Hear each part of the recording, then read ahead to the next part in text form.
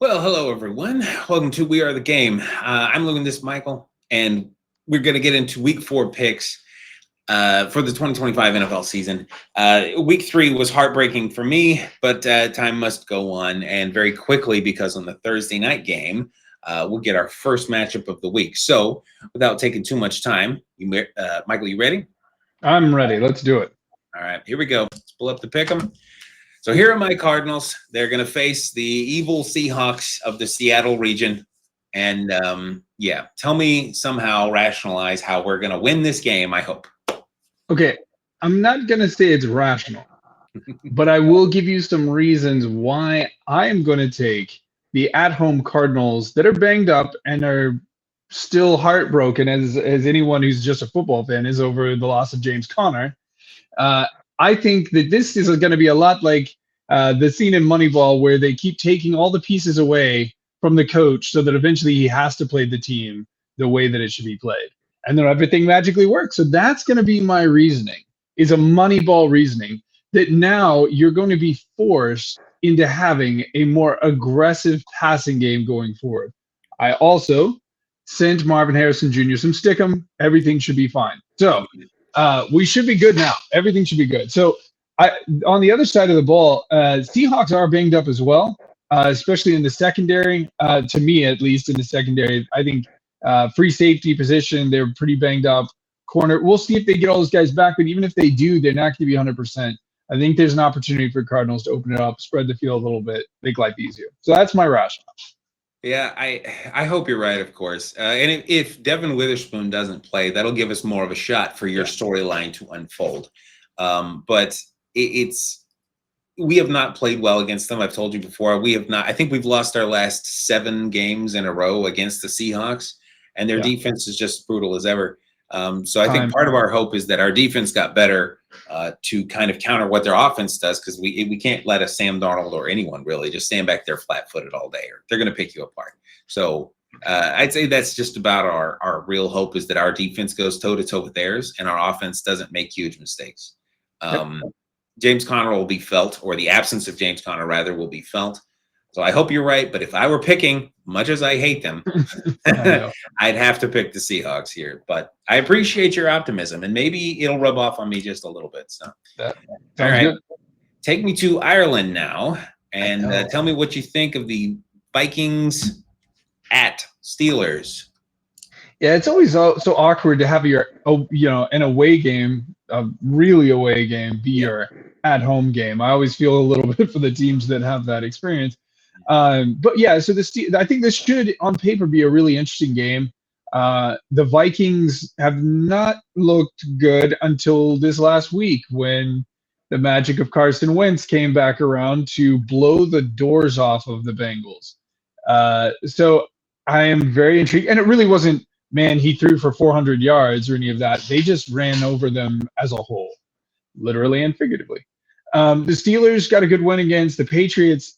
I think this is going to be a really interesting game. The games overseas always play weird, but I'm picking the Vikings to ride this out. I just think the team as a whole is so complete. I think Carson knows his job is don't blow it. Don't ruin it. And I think they're going to eke this one out. I do expect a pretty close game there, though. I don't think we're going to see another Bengals game from them this week. Yeah, I think I agree with you, actually. I'm a little surprised this has been the way it's been. The Steelers have a surprising weakness this year, and that seems to be their defense. It's the Steelers. They're synonymous with good defense, and so it's kind of odd. I'd have to pick. I'd have to pick the Vikings. Almost no matter who their quarterback is, with all the talent they have accumulated there. So Steelers have a shot, of course, if Aaron just decides to play one of his amazing games. And he's played in other countries more than other guys have, so he's more acclimated to that weird experience. At least I think he is. So I'd give him a shot. This should be, to your point, a very close game. So we'll see how it goes. But all right. First game of the Sunday, the normally early bracket. We got Washington at the Falcons. Commanders heavily favored. They just played quite well last week, and that run game was killing it. The Falcons coming off a rather depressing loss to the Panthers. Not just that it was to the Panthers, but they lost badly. They got blown, shut out 30-0, I believe, and the Commanders are still playing pretty well. So, tell me about this one. Is this as cut and dried as this 82% chance is making it look? Yeah, I've made some crazy picks already. This won't be one of them. It's kind of funny, right? Because going into the season, it's like that we thought Commanders were going to run over everyone. They had this high-powered offense. They hadn't really played that way. Now they've come out and done that to someone that looks like they finally figured everything out. The Falcons on the other side came out, had this really incredible defense going.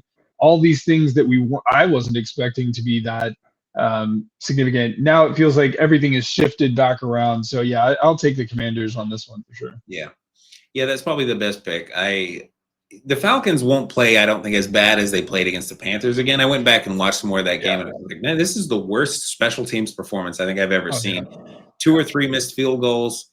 The guy on the kickoff returns was just dropping them and just making bad decisions. I think their average starting position had to be within the 30, which is now quite bad because of how far out kickoffs are just by default.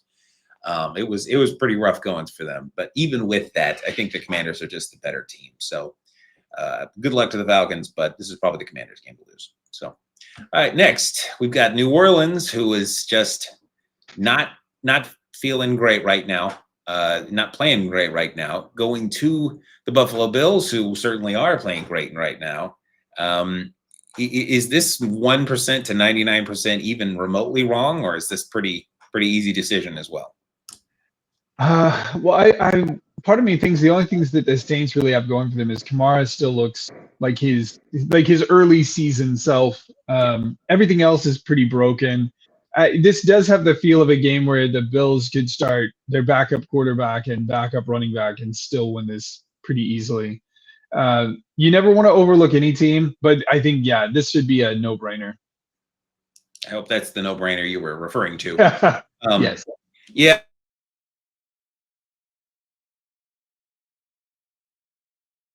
Maybe they ran out of gas against the Seahawks. I'm not really sure. They've certainly got some, they play with some guts. And so it'll be interesting to see if they can, kind of challenge here. But I don't see in Buffalo too. So yeah, this has got to be Bills all the way. So yeah, go ahead. I was just gonna say it's a rough start to the season. The games that they had to play, the Saints, to start a season for a rookie quarterback, this was a very unforgiving first probably 5 or 6 games, and then he'll get some easier matchups. But yeah, hopefully. I mean, his division is still mostly mortal. He'll get some games against the previously mentioned Falcons and such. So we'll see. But all right. So then we've got a similarly lopsided projection here with the Browns going to play the Lions. The Lions. Some people thought, maybe the Lions are done, and the loss of their 2 coaches has been really felt. And then they played week 2 and week 3, and they thought, never mind, they were just fine. And so the Lions seem to be back on track after a weird week 1 loss to a really good Green Bay team. So the Browns, however, just beat the aforementioned Green Bay Packers. So theoretically, if the Browns can beat the Packers, and the Packers beat the Lions, then that means the Browns could win this week, right? There's some math there that actually kind of makes sense. I am now on the train of the Browns are the best defense in the NFL, and I don't actually think that's close. Myles Garrett is absolutely terrifying. There's a hilarious clip that came out of the lineman saw him go by and just yelling, "Run, Jordan," to save his life. It's hilarious, right? But it's so true. Like, not only is he second, I believe, in sacks in the league as of today, he leads the league by a ways in tackle for loss. Yeah. And he is everywhere, and he is not alone. That defense is terrifying, and we saw what it can do with a abysmal offense, just absolutely gut-wrenchingly terrible offense. The Lions had a good game. They benefited pretty heavily from Derrick Henry's butterfingers in this last game, which I expect will get fixed at some point here. It's hard to imagine that goes on too long. The money should be this way. I don't think I would call it 98-2 anymore, but yeah, it should absolutely be the Lions game to lose. Yeah, I agree. I can't come up with a scenario where they pull that off twice in as many weeks, but I'm all for it. It'd be quite entertaining if they did. Not that I like the Lions, don't get me wrong, but man, watching the Browns defense is a thing of beauty. So Yeah. it should be Lions all the way here. So then we've got the Titans going to the Texans, and we're just getting all the lopsided games right now. With how poorly the Texans have played, particularly on offense this year, I'm a little surprised this is as lopsided as it's suggesting. But I do understand its reluctance to give much credit to the Titans at this point. Their defense has played admirably, but their offense is just clearly not there yet. It probably needs a full next offseason, at least next offseason, to try to load that team up with the right talent. But yeah, well, tell me what you think about this game. Is this going to be close at least, or who's taking this one? Well, it's funny because they're both kind of broken teams, but in different ways. The Texans feel like a known that doesn't work, and the Titans feel like an unknown that just hasn't figured out how to do anything. And I don't want to put too much of this on Cam Ward, but I think on offense he's the linchpin, which may also make him kind of the problem. Sorry if that's the wrong word there, but they're last in the league in passing, which I also think hinders their running game. Which I think Pollard, I really think is a great running back. As a Cowboys fan, I definitely respect what he's done both with the Cowboys and now the Titans. I think if they can get a passing game that'll open up the field for him when they're not stacking the box, I think their offense will come alive. I think they'll score some points and be good to go. But I don't, like you pointed out, I don't think they're quite there yet. I don't think that Cam has evolved to that point yet. But I do think the Texans are very, very vulnerable. And again, I don't see this as a 94 kind of to 6 game. I see this probably more 70-30, something like that. But it is the Texans game to lose for sure at home. So I'll stick with the Texans on this one. Yeah, I think I get that pick. I think where I'm making the picks, this might be the one where I went the other way. The Texans offense has just been really bad, and the Titans are pretty good up front. I mean, they just put up 10 points, the Texans did, against the Jaguars, and I don't think the Titans defense is much, if any, worse. Maybe I'm too high on them. That's very possible. Although looking at this from the other angle, the Texans defense is almost as good as the Browns. So it'll be tough. I could see this being like a 10-13 kind of game, going one way or another. One score game. Yeah. But we'll see. You know, the Texans have got to right this ship pretty quick, or some people are going to start getting fired. So, but we'll see. So moving on, we get the Panthers coming off a rather reinvigorating win, and then the Patriots, who are still trying to really get their footing this year. They've shown some real promise. They've shown some improvement. Drake May's clearly taken a step in the right direction. Is it enough steps long? We'll see. That's still up in the air. But tell me what you think. Panthers, Patriots. It doesn't feel like it's this lopsided, but what do you think? Yeah, I'm actually going to take the Panthers in this one. I agree with you that the Patriots, I think they have a sturdy defense. I think it looks good. It should, considering their coaching and everything. So the defense looks good. Drake May has taken a step. A lot of things going positively there. With that being said, I think the Panthers Bryce Young showed he also has taken some steps forward. I think that they're figuring things out. Tedros McMillan is a big problem for any team, and he really opens up a lot of the other possibilities. He creates their running game for them as well, and their running game is nothing to overlook. So I think they're not a one-dimensional offense. Their defense surprised last week. Their special team showed up. I think they ride that high end and give everyone a real challenge there at Gillette this Sunday. I think they walk out of there with a win. It could be maybe they found their momentum much earlier this year. In the previous years, it's taken them till the second half of the season to really get things going. But maybe they figured some things out. And as impressive as it would be to have the offense working the way, at least close to the way that they'd like, it would be similarly impressive if the defense has really found its identity. Yeah. So we'll see. It's a great opportunity for them here to, say, don't count me out in the hopes for the NFC South and the NFC, wild cards and things like that in general. But if for both these teams, like I think if you drop to 1-3, your odds of making the playoffs diminish pretty substantially. So We'll see. Again, the Panthers have shown some signs of life ever since the second half of the Cardinals game, basically. So can they keep that ball rolling? I don't know. I think I'd pick them for this game right along with you, but the Patriots have shown some good stuff too. So Yeah, it's close. I think that one's close. Yeah, it's not Carolina's going to blow anyone out. I think they eke out a win. Yeah, two games in a row, 30-0 would probably be the first time in history, just about. So. Yeah. At least for them. All right, so then we've got the LA Chargers going to the New York Football Giants. What do you think of this game? Is there any hope we're get to see Jackson Dart for the first start? He's actually played just a little bit already, but we're going to see him actually start this game. Yep. Does he have any prayer on this one, or is this the Chargers going to rather methodically just win this game? I mean, the short version is I think the Chargers win this game. This is a really tough game for Jackson Dart to get thrown in as the starter. Tyrone Tracy Jr. I think is out, if not done, with injury. So I mean, you're now a one-dimensional passing team, and you're going to come in on your first game. Now you got people to throw to, as they've showed against the Cowboys. But now the thing they need this to be is a shootout, I think, for them to win, and I don't see that happening. I think the Chargers are too well-rounded. So, no, I think this is the Chargers by a ways. I think Jackson Dart just having a good game would be a real win for them. Yeah, this will be a good test for Jackson. It'll also be a good test for a guy who's really fun to watch, especially with Tyrone Tracy taking some time off for however long that injury is, Cam Skattebo. Yes. He is really fun to watch. I kind of wish the Cardinals had taken him right this second, to be completely honest, even though we have a lot of running backs that I like.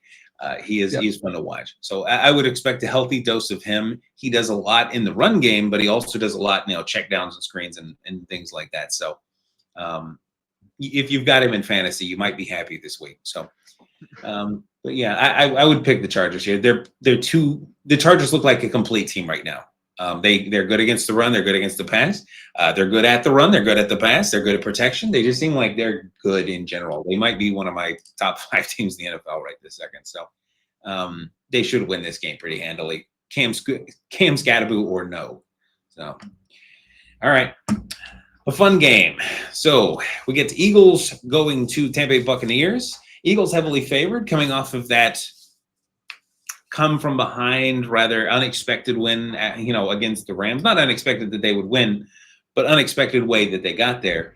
The Bucs are still playing pretty well. I'm happy with them. Emeka Egbuka looks like he's the heir apparent to either or both Mike Evans and Chris Godwin. So, they've got their future wide receiver one. Who wins this game? And do you think it's as lopsided as the percentage here is suggesting? I don't think it's this lopsided. To me, I think the X factor right now is there's rumors that Godwin will play this game.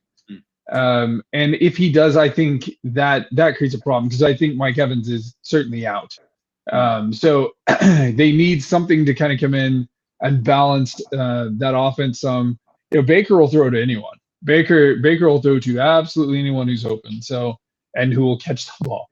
I think that this will definitely be a game. The Eagles have needed some real help from God or something, I don't know, to win some of these early games, and they're getting it. But it is not clean wins. It is close wins.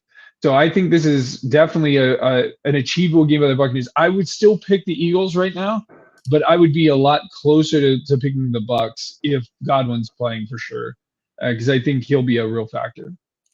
What about you?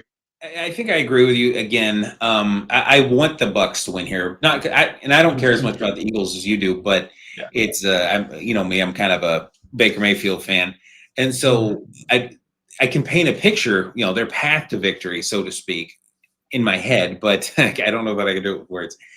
But as much as they have played the Eagles well in the last few years, they've challenged them a couple of times. I don't know. It just doesn't feel like right now is the time. The Eagles may be coming into their own.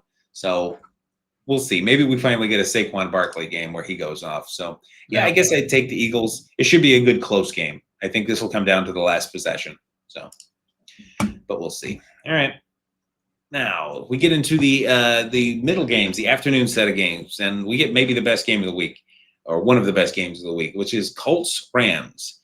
Rams heavily favored.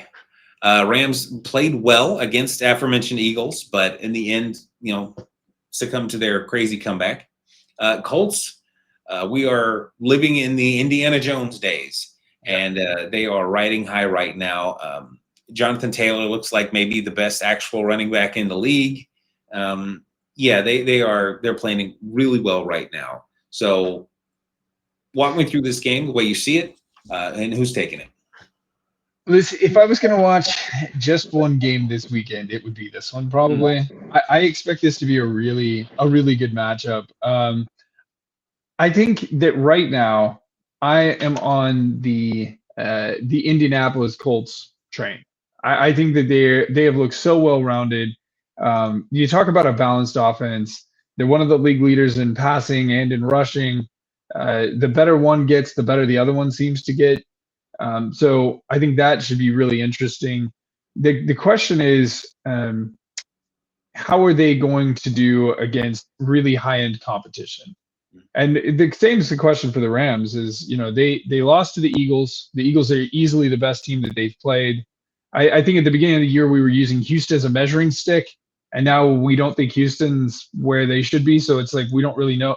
So it's like when they played a really good team, they didn't play as well. So I think the Colts have every chance to win this. I think that they have the momentum. They're going to really push that Rams defense to the edge, putting everything on Stafford. They're also going to come for him as well. So I think this is an Indianapolis Colts game. I think we see Taylor in the end zone a couple of times. Should be really fun to watch. I think this will be a really good game. I don't think it'll be a blowout. I think this will be a real battle. Yeah, the Rams are too good for a blowout, I think. I mean, unless Stafford has this really wild game where he throws 3 interceptions or something. Sure. Incredibly rare for him. So unless that happens, this should be close. They also have the ability to come back from 17 points down in the fourth quarter and make it close. So, this should be close. I think, sadly, I would probably pick the Rams here. I think they're just, for now at least, they're playing pretty healthy. The defense is playing mostly well. They took their foot off the gas too early last week, but I think their defense is mostly good. So we'll see what Daniel Jones can do if he can keep this up. If the Colts defense can keep on going against guys like Puka Nacua. So we'll see. But I can't tell you again how much I hope you're right. So, and let's continue that trend of you being right and pick the Jaguars. Jaguars go to play the San Francisco 49ers. The Niners are beat up, but they're coming off that clutch win against my Cardinals, which I really don't want to talk about anymore. But the Jaguars, they just beat their division rival Texans. So both teams kind of riding high right now. What do you think on this game? One of the things I think is pretty apparent is that Christian McCaffrey is back. He's looking pretty phenomenal. He's getting a ton of work. So I think for the 49ers, they couldn't be happier. When he's playing, their team works. The team works, obviously, no matter who's the quarterback. Now, that's the problem going into this week is who is healthy enough to play this game. Because Brock Purdy obviously is not 100% yet. Now Mac Jones is injured. Rourke, who's behind both of them, is also injured. They don't have a healthy guy to throw out there, and the Jaguars have looked hungry. They look hungry on defense. They're in top 5 as far as points against. They lock down in the red zone. I think they're like 12th in passing and 5th in rushing in the league. I don't think this is a great matchup even at home for the 49ers, who will also be without Bosa. There's a lot of moving parts on the 49ers to just field the team that they need here to win this game. I think if the Jaguars are going to beat the 49ers, this is the time. And I'll pick them to take this game. I think Trevor Lawrence walks in. Etienne, who's come out of nowhere and been a pretty amazing transition this year, comes in and shows up as well. I'm going to pick them to upset in this week. Okay. Well, again, I hope you're right. And I was kind of kidding when I said dog me into the Jaguars. Oh, no. But I hope you're right.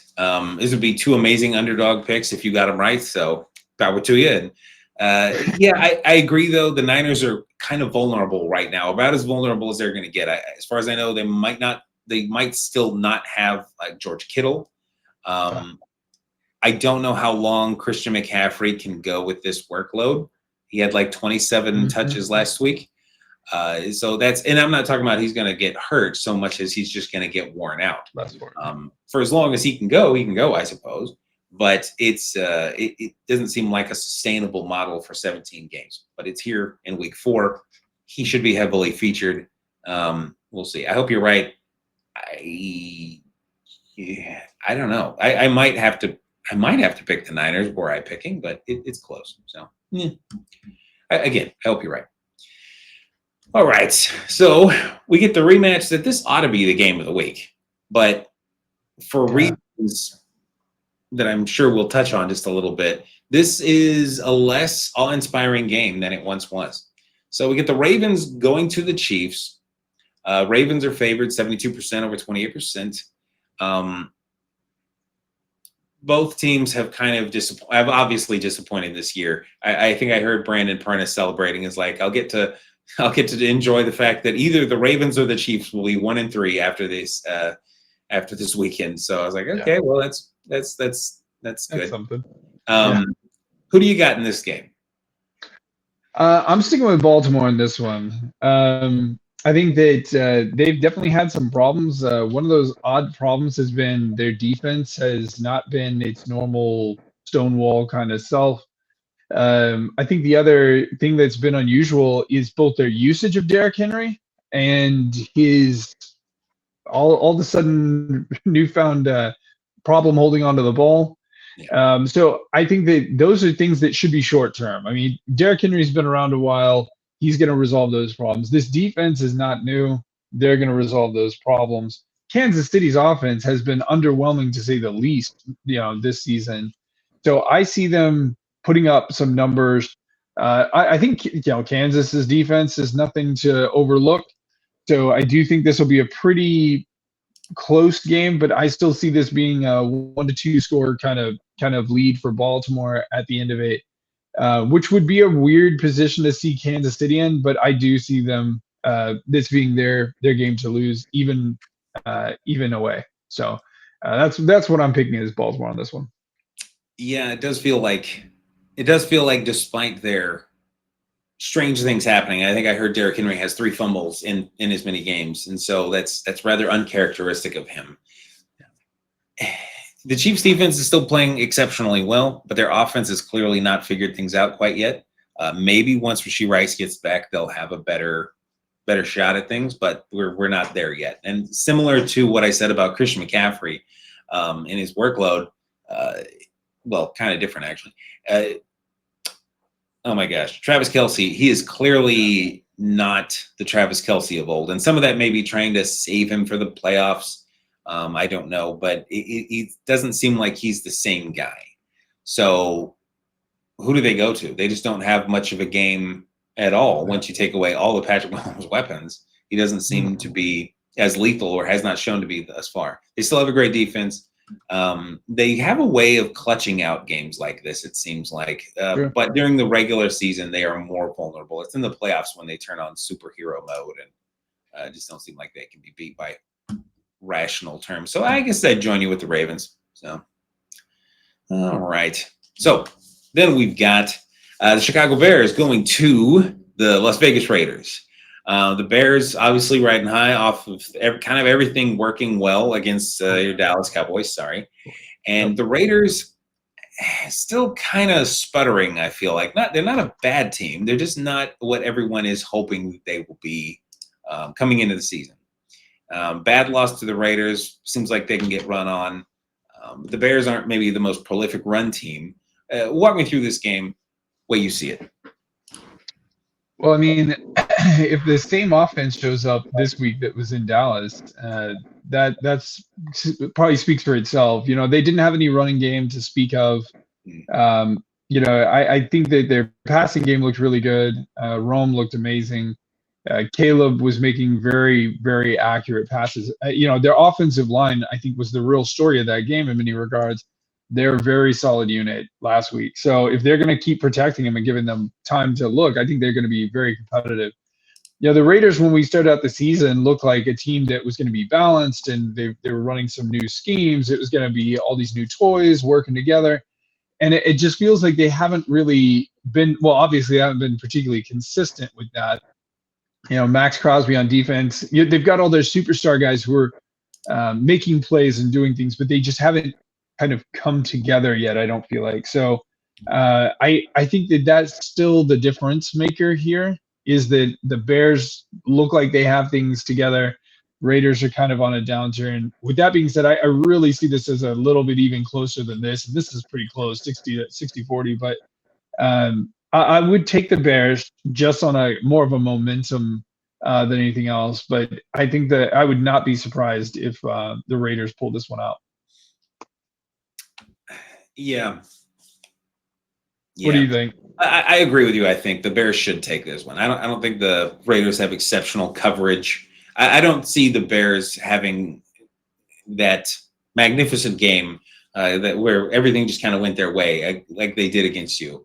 But being efficient, that is a possibility, and maybe being more balanced this week. Maybe they're starting to figure things out in that offense, that Ben Johnson offense, and sorting things out. On the other side, if this is going to stay, or if they're going to stay in things, the Raiders might. I don't know why, but this feels like a week when they might be able to get Ashton Janty going a little bit. Not that the Bears' defense is terrible, but I think maybe they can finally get Janty going a little bit, which will, again, open things up for stuff in the pass game as well. Maybe keep this close. So I do think that this being kind of a closer percentage is a pretty good indicator of hopefully a good game. But, yeah, I think I'd take the Bears to win this one here and kind of keep themselves relevant. So, but we'll see. All right. Then we got Sunday night. Will be interesting. We've got the Packers going to play your Cowboys. Packers coming off a weird loss to, let's just call it what it is. They basically lost to the Cleveland Browns defense, and then the offense was dragged along. The Cowboys lost to the aforementioned Bears, in this weird. It feels like maybe a problem has been revealed in your secondary where you can be hit up high. So, from the preceding week where the Giants seem to have gone after that particular issue and had some success, even though you came up with the win, that had to be a point of emphasis for this week in practice. It was like, hey guys, we're not giving up 7 or whatever it was, 40-yard plays. It wasn't that many and that far, but it went, you got hit deep frequently. So the Packers, disappointing loss. Cowboys, in some ways more disappointing loss, but in some ways less. Walk me through this game. Do you give your Cowboys much of a chance here, or is this just going to be grin and bear it? Yeah, I mean, in short, no. That's the short version. The longer version is, that Green Bay has a lot of things going for them. There was a moment they look like, hey, they may be the best team in the whole NFL. Like this, the rest of the season, we can just call it. There's been moments they've looked that good. They did play a pretty remarkably good defense last week and got beat up, and that's probably not the worst thing for them. Keeps them hungry, I would imagine. Yeah. In the long-term scope of thing, I doubt it's a huge deal. The Cowboys are beat up. Our center's out for 6 weeks, it looks like. CeeDee Lamb's banged up. We've had problems in our secondary, which has been glaringly obvious with injuries since the beginning of the season. And it would appear that our safeties either have a scheme working that just allows everyone to walk behind them free, or they're not very good at coverage, one or the other. But as you pointed out, that has to have been something that is being addressed after the second straight week of us getting just absolutely killed with the long ball. We're falling for every trick play. So it's definitely a defensive problem right now. Sure, we could talk about, well, we had some issues in the red zone. We had some issues here, but none of those matter if we're giving up what I think on average in the last 2 games has been 21 points on just deep balls to receivers who are wide open. So no, the short version is I think the Packers are, even with their loss, they are still the more ready, put together team right now. Cowboys have a lot of things that are not functioning right that need to get figured out. The big thing for the Cowboys in this game is going to be seeing who is hungry enough out of the wide receiver core to step up and say, I'm the guy. Yeah. Because I'm not 100% sure that that's George Pickens or Tolbert or Turpin or Flournoy or whoever else. Yeah. We cannot just be passing to our tight end 14 times a game and hope that that's a passing offense. So yeah, I don't see us. Sadly, I don't see us pulling this one out. I don't think I do either. But I will say, if CD Lamb is for sure out, then this should be 100-0 pretty much for me. Yeah. You have shown, your offense rather, has shown an ability to get down the field without him, even if it is throwing to your tight end 13 or 14 times. But I don't know about your ability to consistently get in the end zone. I think your run game is working better than we maybe imagined going into the season. I may have even said some positive things about Javonte Williams, but I didn't think he would be this good in your offense right this second. So I'm happy with that. But I do think that without CD, you don't have the extra oomph that you would need to get over the top on a team like Green Bay. I agree. With him, I don't know that I would pick you, but without him would be rough. So we'll see if he's going to play. This should at least be a good, entertaining game. It should also be mentioned that Green Bay has just kind of had your number for several years now. So you throw all of this stuff into the gumbo and you get the Packers should probably win this game. You get a lot of cheese. So anyway, that was really corny. I'm sorry. But moving on, we're just going to skip right past it. Getting into Monday night's double feature, the first game, we've got the Jets at the Dolphins, a little AFC East showdown. Jets had another weird game where they played pretty well. The Dolphins played fairly well a week ago, last Thursday, but I think both teams just came off a loss. I don't know why my brain's just shutting down. But, the Jets, I don't think they're starting Justin Fields again. I think they're still on Tyrod Taylor. And the Dolphins still have Tua. So that's the short version there. Dolphins heavily favored. Any thoughts on this one? Is this as chalk as it has it written up to be, or you got an upset? I don't think I have an upset here, but I think both of these, how do I say it? I think the Dolphins in many ways have kind of found ways to lose a little bit. And they've had a rough schedule in a lot of ways, right? They played Indianapolis, who has pretty solid team. The Bills, that's another tough one. They almost pulled one off against the Patriots, but definitely not a very convincing team overall. The Jets, I feel like, have just played a step below that. They did have the close game against the Bucs, which is a good team. So they're both capable of turning things around. I'd like to see this be a close game and like just a fun game. I'll take the Dolphins,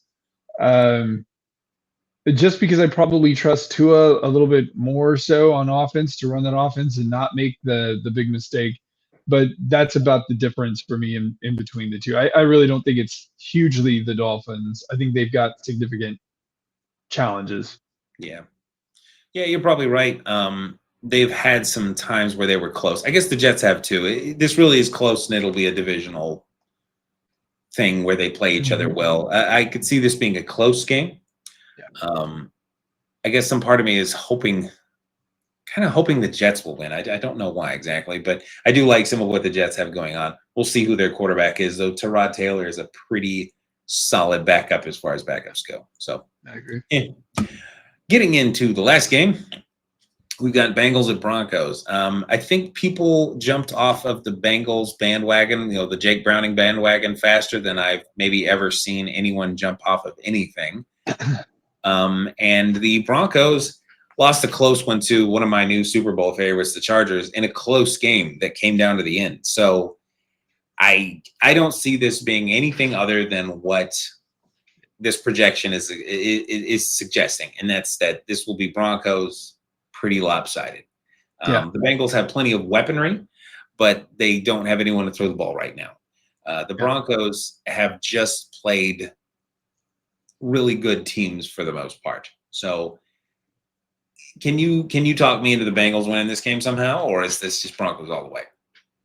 It should be the Broncos all the way. At home, they don't have notable injuries that should be like the Bengals do. They don't have notable injuries on par with them at all. This probably would have been a really interesting game if everyone on the Cincinnati was healthy. We were going to see Burrows against the Broncos. That would have been a really fun game. Yeah. This should be I would think this is more of like a get right, enjoy the game kind of a game for the Broncos. They have had a challenging start to the season and have been close in some really important games. This one should be very straightforward. It should be a hopefully a fun game for a Broncos fan to end the week. So yeah, get back on track for them. So it should be. I agree with you. For the Bengals, sorry, you guys are just weathering the storm right now. Your quarterback went down, so it's probably a look to next season, to be honest, and just hope that no one, Jamar Chase stays healthy and things like that. I'm not trying to jinx anything, believe in that stuff. I just I'm sorry for where you are as a Cardinals fan. I've been in similar places, so but we'll see. So okay, well that'll wrap up week 4 our picks. This should be another good week. I'm sure there'll be some fun upsets and some stuff that'll make us look silly. And oh wow, I didn't even think of that. But it should be a good fun week. So, anyways, thank you all for joining us today. We had a lot of fun. We hope you'll join us again. And that brings us to I ask you to subscribe and give us a like if you are willing. We're trying to get to 100. That's kind of our next big milestone. And join us again. Let us know what picks we're wrong about and just what we're not thinking of. So I hope you'll let us know. Have a fantastic week, and we will see you all on the next